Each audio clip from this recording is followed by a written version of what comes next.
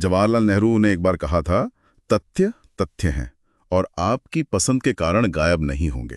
और आज हम एक ऐसे ही विषय की गहराई में उतर रहे हैं जो अक्सर तथ्यों और सामाजिक धारणाओं के बीच फंसा रहता है। नस्ल यानी रेस, क्या ये हमारे खून में है या समाज के मन में? इस जटिल लेकिन बहुत महत्वपूर्ण मुद्दे पर आज हम एक विस्तृत चर्चा करेंगे और इसके लिए हम बीबीसी में प्रकाशित लेख वंश और विज्ञान, नस्ली मिथकों का खंडन का विश्लेषण करेंगे।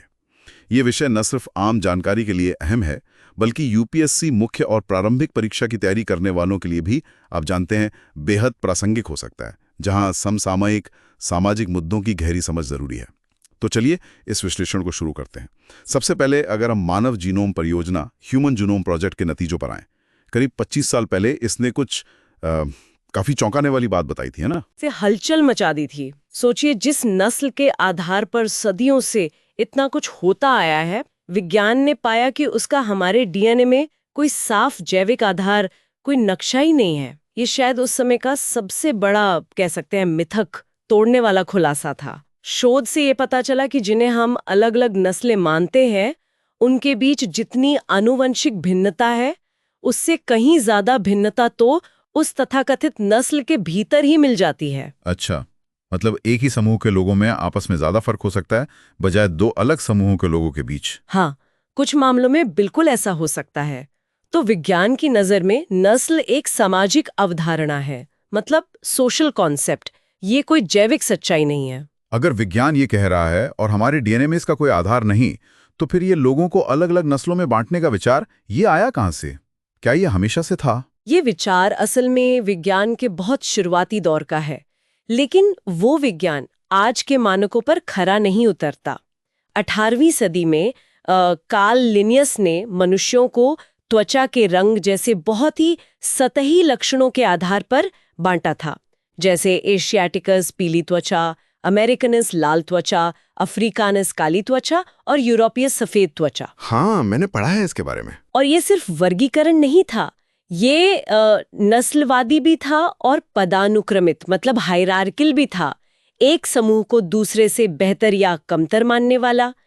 लिनियस ने तो बाद में इन समूहों के साथ व्यवहार संबंधी रूढ़िवादिताएं, मतलब स्टेरियोटाइप्स भी जोड़ दी, जैसे यूरोपियन सौम्य आविष्कारशील और अफ्रीकन चालाक आलसी। ओहो। यहीं से कह सकते हैं वैज्ञानिक नस्लवाद, साइंटिफिक रेसिज्म की एक दुखद शुरुआत हुई। ये सोचना भी कितना अजीब है कि त्वचा के रंग जैसी एक बाहरी चीज पर इतना बड़ा सामाजिक ढांचा खड़ा कर दिया गया। तो फिर आनुवांशिकी ने, जेनेटिक्स ने इस पूरी धारणा को कैसे चुनौती दी?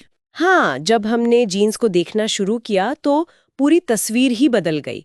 पता चला कि हाँ, कुछ आनुवंशिक समानताएं भौगोलिक समूहों में दिखती तो है, पर ये समूह उन पारंपरिक नस्लीय श्रेणियों में फिट ही नहीं बैठते जो सदियों से चली आ रही हैं।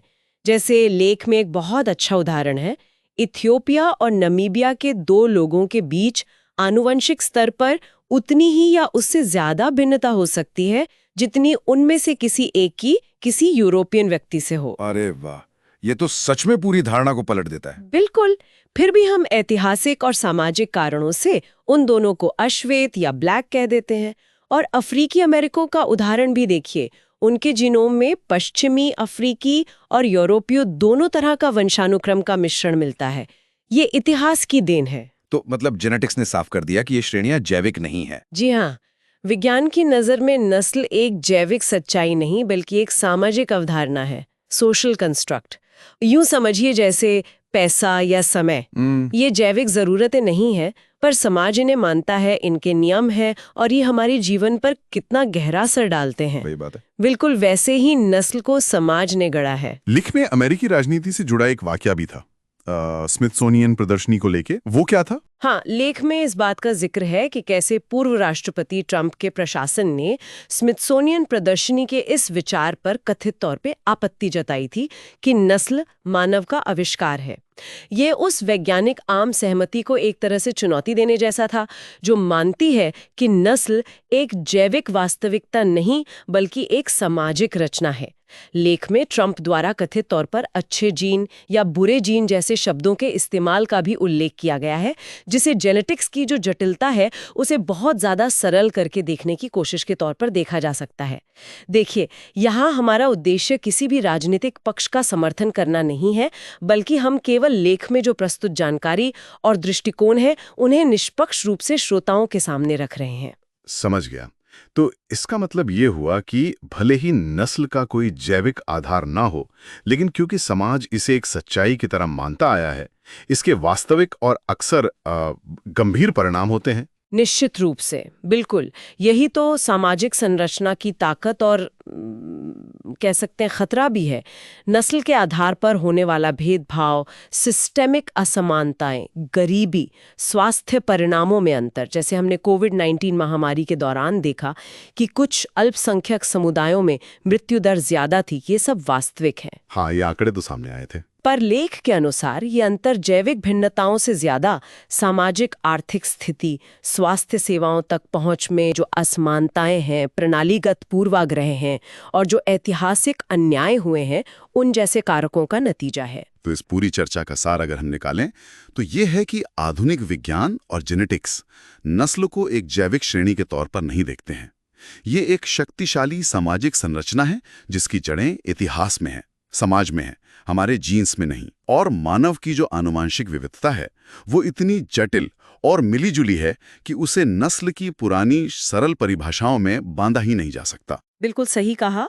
और ये समझना भी बेहद जरूरी है कि एक सामाजिक संरचना होने के बावजूद इसके वास्तविक, ठोस और अक्सर हानिकारक परिणाम होते हैं, खासकर स्वास्थ्य, शिक्षा, रोजगार और न्याय जैसे क्षेत्रों में।